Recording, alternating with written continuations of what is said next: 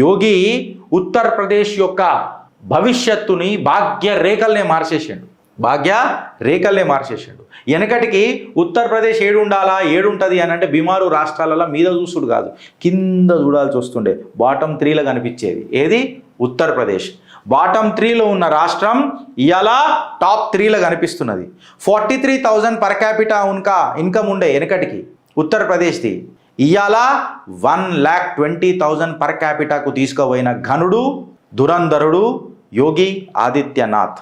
UP is now the top 3 economy of the India.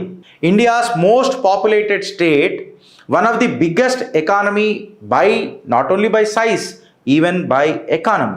ఏం change చేసింది అని చెప్పి మనం మాట్లాడతాం కదా ఫ్రెండ్స్, అందరం చేంజ్ చేసింది. ఎట్లా అంటే ఒక 43,000 ఉన్న పర్ క్యాపిటా ఇన్కమ్ని 1,20,000 తీసుకొని పోయినరు. అది కూడా 3x టైమ్స్ అని అంటే యోగి ఆదిత్యనాథ్ గారి పీరియడ్లో బీమారు రాష్ట్రాన్ని ఇవాళ భాగ్యరేఖలు మార్చిన ఆ ఘనుడు, ఆ ధురంధరుడు యోగి ఆదిత్యనాథ్ కాదా?